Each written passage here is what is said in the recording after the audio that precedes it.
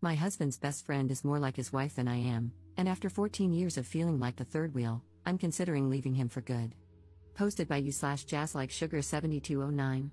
My husband, 36M, and I, 34F, have been married for 8 years, together for 14, and we have a 4-year-old daughter who is our whole life. He had been married before to Eliza, his best friend. They married at 18, were together for 2 years, and then divorced. They remained best friends, and when we started dating, Eliza, my husband's other best friend Jack, and my husband were a tight-knit group. Eliza was one of the bros, and I was always the girlfriend and later the wife, always an outsider. His 2 friends are single, so our house was always a place for them to crash. Ever since we moved in together, they would show up unannounced and do their own thing while I made snacks and full meals. For the first year, I tried my best to integrate into their clique, but it never worked out. It was always awkward, and I felt like I was inserting myself where I didn't belong, so I stopped trying and relegated myself to being a great host and letting them do their thing. I didn't notice at first, but over the years, resentment has built up. I feel like a 1950s housewife serving drinks and lighting darts for the men. My husband on his own is amazing, and I love him. He has been a great partner and my best friend during these 14 years. The problem is, I'm not his best friend, Eliza is. Every single thing that happens in our life has to be discussed and analyzed with Eliza. Early in our relationship, I got pregnant. I took the test late at night, and we were really scared. Despite this, he was so reassuring, holding me the whole night and telling me he was ready to do whatever I wanted. I said I needed time to really think about it. The next day, we went to our classes and agreed to meet for lunch. When we met, he asked me how I was feeling, then told me he had the contact information for a doctor who performed terminations. It was illegal back then. I asked how he found one so quickly when I wasn't even sure what I wanted to do. His answer? He called Eliza early in the morning, and she had a friend who knew someone. I felt so betrayed because this was something deeply personal to me, and he went and shared it with someone else. Not just someone else, it's Eliza, come on, he said. In the days that followed, every time I saw him, he had new information from Eliza and Eliza's friend. I was so confused and scared, and Eliza convinced my boyfriend we needed to act fast because it would be easier. Under so much pressure, I agreed. Long story short, it was a terrible, unsanitary clinic, and I almost died. To this day, I don't know if I should have kept the baby or not. But it's better not to dwell on it. When my boyfriend proposed, Eliza was fake mad that he hadn't told her first. The only way to placate her was to make her his best man, even though my husband had a male best friend.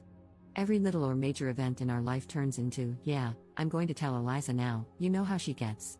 I was S8 as a child and told my husband about it. He was the first person I ever confided in. Months later, Eliza and I were alone in our kitchen, and she started talking about something she'd heard on the news about a girl raped by a family member. Then she hugged me. When I started trying for a child and got pregnant, I asked my husband to keep it between us for a little while. It was Wednesday. By Sunday, when I saw Eliza, she congratulated me. I ended up miscarrying.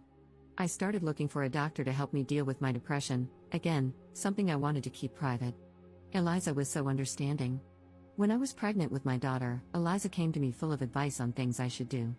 I told her to mind her own business, which really hurt her feelings. I stood my ground and told my husband I wasn't going to raise my child with Eliza's input and didn't want to hear any advice from her. This turned into a big fight with my husband because I was rude and Eliza was family and already considered herself an auntie. That was the only time I gave my husband an ultimatum: Eliza better keep herself away from my motherhood, or I will leave. Now, my resentment has reached the point where I don't want her near me, my house, or my husband. I feel like she is more married to my husband than I am. My whole life feels like I'm living in a best friends to lovers drama. I'm not sure why I'm writing this.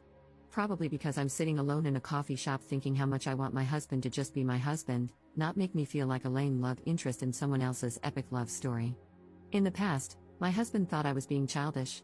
Despite loving him, I can't keep being married like this. I don't feel I can trust him to talk to me without involving Eliza, and I don't want to issue another ultimatum. Update 1 month later. I'm going to start by saying how thankful I am to everyone who showed grace on my last post. This isn't a happy update. If anything, welcome to the pity, angsty train. After writing my post and reading how most people felt about it, my head was full of doubts and sadness. Your opinions weren't a surprise since most of my friends and family had voiced the same at some point. I guess I'm too slow and need to be punched harder to understand. A few days after my post, I took a pregnancy test, and it was positive. Having a large family is what we always wanted, and ever since my termination, I've been left with a feeling of having empty arms.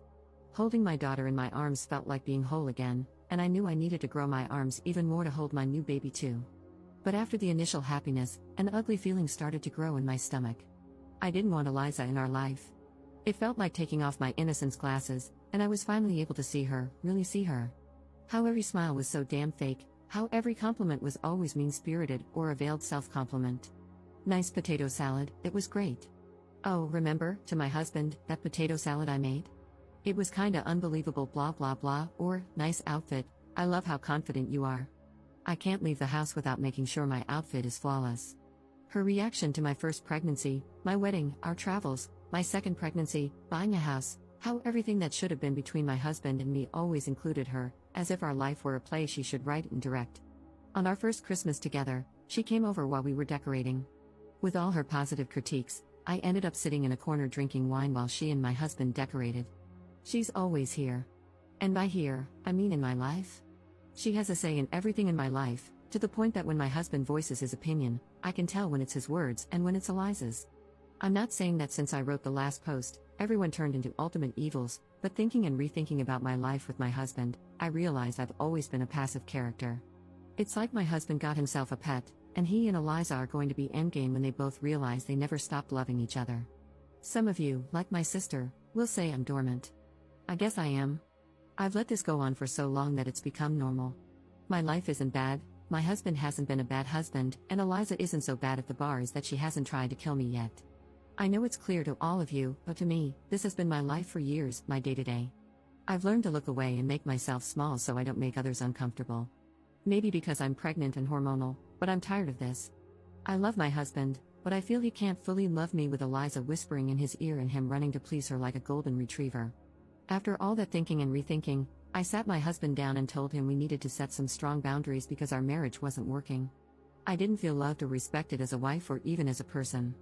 I explained more or less what I've written here. My husband denied everything and tried to explain himself, saying Eliza was like a sister to him. I said even siblings have boundaries.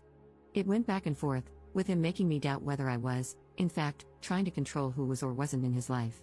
He even joked about whether he'd need to sneak away to have a drink with his friends. For a moment, I wondered if I was, in fact, crazy. But I stood firm. If he wanted to keep this marriage, Eliza needed to be gone from our life. At first, I thought low contact would be enough, but seeing his reaction, I knew that wouldn't work. Maybe I wouldn't see Eliza, but he certainly would, and I would be antagonized and mocked. Honestly, knowing this made me realize my marriage was over. So I pressed with important questions. What were his real feelings? Why did they divorce if they were so hung up on each other? Why hadn't he left me sooner? Why not leave me now? Did he love Eliza more than me? Why? What was it about her? What did she have that I didn't, that made her impossible to leave? In summary, he loves her, but he also loves me. He doesn't understand how. Both of us bring something he doesn't want to miss. He's not sure if he wants a life with Eliza like the one we have, a marriage, a family, but she is his soulmate. They divorced because their relationship was so intense it burned them both. With me, he has calm, peace, and a loving place to come back to. He's never cheated but admits he sometimes fantasizes about her being me and me being her. They often talk about having this life together but agree that being together would destroy their bond. Also messed up, my God. I know it was kind of obvious to all of you in my first post, and it should have been obvious to me. But hearing my husband say he loves another woman, that she's his soulmate, and that he put her at the center of our life, made her an auntie to our daughter and some kind of sister-in-law to me, a supposed family friend, it broke me. I'm not going to lie. I threw myself on the floor, hugged his legs, and begged him, asking what I needed to do to make him love me, to only love me. I felt so pathetic, but I thought everything was worth saving something as valuable as my marriage. I cried and cried and cried. And the hardest part was hearing there was nothing I could do. This is all. I know it's not some shocking news, but for me, my life is falling apart. The only things holding me together are two little hands that hug me every night and the small bean in my belly. We haven't discussed anything legal yet. He's left the house, and my sister and mom are staying with us for now. Top comment. He's a selfish, cruel man. She is equally horrible. He used you, kept her around, and she played along with it. He says he sees her as a sister but then claims he fantasizes about her being you and you being her. Both cannot be true at the same time. She is either a sister to him, or he wants her to be his wife. All he does is lie. He was living his best life and got everything he wanted. He has cheated, maybe not physically, though I doubt it, but emotionally, he has. You deserve to find someone who truly loves you and chooses you every single time, not someone who keeps another option. You were their little doll to play with. You gave him all these wonderful things so she didn't have to, but she gets the perks of being your husband's girlfriend without ever having to get pregnant or do any hard labor in a marriage. I'm so sorry. Second update 1 month 2 weeks later. Hopefully, this will be my last update, but not the end for me. Thanks again to everybody who sent me encouraging messages or replied to my last 2 posts. To clarify a few things people asked or guessed, yes, I'm South American. I live in a very religious country and was raised Catholic, even though I don't follow any religion now and consider myself an atheist. Some things are just too deeply ingrained in our brains. Also, yes, I grew up seeing my mom crying over my dad's multiple affairs. I always thought I would never let something like that happen to me, but oops. Luckily, I started seeing a therapist and will heal a lot of things. One of the very first things I discussed with my therapist was my termination, how deeply it hurt me and how big an impact it had on my mind. And yes, some of you guessed correctly. After the termination, I was determined to get something good out of a very traumatic event. Since I loved my then boyfriend so much, I thought maybe our relationship could grow stronger and better. And I fought hard for that. Then, after a while, it became more about, have I suffered so much for this relationship just to lose it over this one thing? No. Later, it turned into, this is my life, go to sleep and get over the pain. Now, I realize how similar that mindset was to my mom's while forgiving my dad. But since I wasn't being physically cheated on, it never crossed my mind that I was doing the same thing. Now, about my husband and me, we are getting a divorce. I put on my big girl pants and went to talk to him again. I promised myself and my children that I would never beg someone to love me, and my children wouldn't have to grow up believing that something is worth more than loving and respecting yourself. So, I went to talk to him, mostly to say I wanted a divorce, and that's all. At first, I wanted to write down all the things he did that hurt me and how much they hurt, but what's the point? Communication time is over for us as a couple. He was all shocked and then teary because he didn't want a divorce. He tried to convince me to take more time to think. Then he tried to negotiate, asking what I needed for this to work, what I wanted, and what he was willing to do. He was so generous to offer to take some distance from Eliza to work on our issues. I laughed like a maniac because WTF. He said our family means everything to him, our daughter, our new baby. I was something he valued so much. I was the heart of his family, and he would always love me and be thankful for everything I gave him. This hurt because, yeah, he doesn't see me as a woman or his wife. I'm the mother of his children. I'm the one who takes care of him and his house, and he's thankful? It was a long talk, but it was mostly the same thing over and over again. In the end, he proposed that I keep the house, stay married because his job has great benefits that I should take advantage of even if we weren't together. He said he would cover all expenses, and we could live in different houses. In the end, he reluctantly agreed to the divorce. I'm now working on establishing new boundaries. I agreed that we should keep things friendly because we have 2 kids to co-parent. Since he doesn't have a place to live yet, I allowed him to hang out with our daughter in our home, take her to the park, etc. But then he started showing up unannounced at our house, cooking for himself, and acting like he still lived there. I was getting really uncomfortable. I had asked for his keys earlier, but he said he wanted to keep them for emergencies only.